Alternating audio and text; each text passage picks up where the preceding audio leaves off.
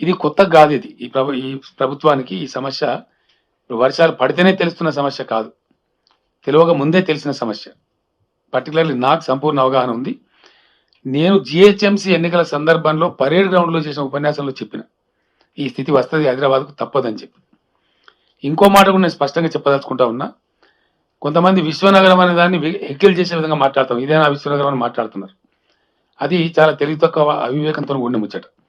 విశ్వనగరాలు తెల్లారి వరకు తయారు కావు. విశ్వనగరాలు ప్రణాళికాబద్ధంగా ఒక 10 సంవత్సరాల కాలం పాటు 12 సంవత్సరాల కాలం పాటు పనిచేస్తే అవుతాయి. ఓవర్ నైట్ చూమంతారంటే విశ్వనగరాలు తయారు కావు. అట్లా అయితే అని ఎక్స్పెక్ట్ చేయడమే అవివేకం. అట్లా అయితే అని అనుకోవడమే కరెక్ట్ కాదు. ఎందుకంటే హైదరాబాదులో ఉండేటువంటి జరిగినటువంటి దాష్టీకం దుర్మార్గం 28,000 అక్రమ కట్టడాలున్నాయండి. హైదరాబాదులో వర్షం నీళ్ళని తీసుకుపోయేటువంటి నాలాల మీద, స్టామ్ వాటర్ డ్రైన్స్ మీద 28,000 అక్రమ కట్టడాలని. దానిలో గత ప్రభుత్వాల తెలివి తక్కువతనం వల్ల కట్టినటువంటి ప్రభుత్వ బిల్డింగ్లు కూడా ఉన్నాయి. తక్కువ ఉన్నాయి అవి, కానీ ప్రభుత్వానికి సంబంధించిన వివిధ శాఖల బిల్డింగ్లు కూడా ఉన్నాయి. ఒక అంత గొప్ప పరిపాలన గతంలో జరిగింది కాబట్టి ఈ కర్మ వస్తుంది మనకు. ఇది ఎక్కడి నుంచి వచ్చింది? దీన్ని చెయ్యాలంటే దీనికి కావాల్సిన వ్యయం 11,000 కోట్ల రూపాయలు. ఇది ఒక తెల్లారి వరకు మర్నాటి వరకు కాదు, అవుతుందన్నట్టుగా కావాలంటే కొంతమంది మాట్లాడుతూ ఉన్నారు. యాక్చువల్ మేము వచ్చి 2 years 4 months అయింది. సిచ్యువేషన్ పూర్తి అసెస్ చేసి తెలుసుకొని ఈ సర్వేలన్నీ చేసేటప్పటికే ఓ ఏడాది కాలం పోతుంది. దీనికోసం సిటీని బాగు చేయడానికి, నిజంగా సిటీని విశ్వనగరంగా ట్రాన్స్ఫార్మ్ చేయడానికి ఈ మధ్యనే మున్సిపల్ అడ్మినిస్ట్రేషన్ మినిస్టర్ గారు ఇతర అధికారులు చర్యలు తీసుకున్నారు. ఒక 20,000 crores లోన్ హైదరాబాద్కు అవసరం ఉంది. మాటలు మాట్లాడితే గాలి మాట్లాడితే కాదు, ఊరికే బాధ్యత లేకుండా మాట్లాడితే ఎన్నైనా మాట్లాడచ్చు. ఇది చేయడానికి కూడా దాదాపు 3-4 సంవత్సరాలు 5 సంవత్సరాలు శ్రమిస్తే కానీ కాదు. ఈరోజు హైదరాబాద్ పాడైన రోడ్లు కూడా చాలా తక్కువ పర్సెంట్. నాకు తెలిసి ఒక 90,000 మీటర్ల ఎన్ని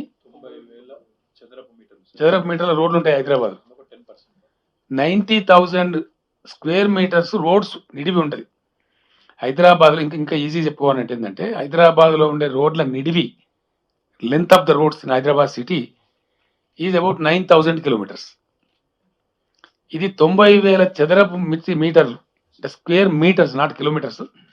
90,000 చదరపు మీటర్ల విస్తీర్ణంలో వేయబడిన ఈ రోడ్లు 9,000 కిలోమీటర్లు, 90,000 చదరపు మీటర్లు. ఇందులో ఒక 10% రోడే డ్యామేజ్ అయింది, ఇబ్బంది కలిగించేటట్టు. అదేదో పెద్ద ప్రపంచం మునిగిపోయినట్టు, అసలు ఇక హైదరాబాద్ రోడ్డు మీద పోతేనే చచ్చిపోతాం అన్నట్టు ఆ బిట్లనే చూపించి కొంతమంది ఎక్సైజ్ చేస్తూ ఉన్నారు. కరెక్ట్ కాదు అది. అయినప్పటికీ ఈ రోడ్లు ఈ మెర్సీలెస్గా ఒకటి మాత్రం చేస్తున్నాం. ప్రతి సర్కిల్కు ఒక ఫ్లయింగ్ స్క్వాడ్ పెట్టమని ఇప్పుడు చాలా సీరియస్ ఆదేశాలు ఇవ్వడం జరిగింది. హైదరాబాదులో అక్రమ కట్టడం కడితే నిర్దాక్షిణ్యంగా కూల్చివేస్తాం. అది కట్టేవాడు రాజకీయ నాయకుడైనా, మంత్రి అయినా, ఎమ్మెల్యే అయినా, కార్పొరేటర్ అయినా, ఎవరైనా సరే నిర్దాక్షిణ్యంగా, ఎంత పవర్ఫుల్ పర్సన్ అయినా సరే, ఇక నుంచి అక్రమ కట్టడాలు ఎట్టి పరిస్థితుల్లో హైదరాబాద్లో అనుమతించబడాయి. నంబర్ 1. కట్టదలుచుకున్న కూడా నేను హెచ్చరిక చెప్తా ఉన్నా, కట్టి మీ ఆస్తి చెడగొట్టుకోకండి, డబ్బులు పాడు చేసుకోకండి. దయచేసి నిర్దాక్షిణ్యంగా ప్రభుత్వం కూల్చివేస్తుంది ఒకటి, లేకపోతే ఇటువంటి సిచ్యువేషన్ వస్తుంది. తర్వాత ఈ 28,000 నాలాల మీద కట్టిన అబ్స్ట్రక్షన్స్ కూడా తొలగించాల్సిన అక్కర ఉంటుంది. మీడియాతో నా ప్రార్థన, దయచేసి మీరు ఇప్పుడు ఎట్లయితే రిపోర్ట్ చేసినారో సమస్యను, ఇవి కూల్చేటప్పుడు కూడా మీరు పాజిటివ్ ధోరణితో కరెక్ట్గా కూలుస్తున్న ప్రభుత్వం మీద సపోర్ట్ చేయాలి. అది ధర్మం. ఎందుకంటే మరి సమస్య పోవాలి కదా. ఎందుకు చెప్తాను నేను ఈ మాట అంటే, వై ఐఎమ్ టెల్లింగ్ ఈజ్, ఒక పెద్ద శుభవార్త ఉంది మనందరికీ. అంతర్జాతీయ వాతావరణ సంస్థలు అన్నీ కూడా యునానిమస్గా చెప్తున్న విషయం ఏంటంటే, గత కాలం మనం ఒక దశాబ్దంలో దాదాపు 6-7 సంవత్సరాలు 7 సంవత్సరాలు వివర్ రీలింగ్ అండర్ డ్రాట్, వరుస కరువులతో అల్లాడినాం.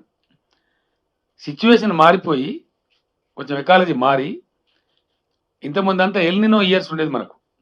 నౌ దిస్ ఇయర్తోని లానినో సైకిల్ మొదలైంది. అంటే నెక్స్ట్ ఇయర్ కూడా భారీ వర్షాలే ఉండబోతాయి. రాబోయే 5-6 సంవత్సరాలు చాలా చక్కటి వర్షపాతం ఉంటుంది అనేటువంటి ఒక శుభ సందేశం మనకు వస్తూ ఉంది.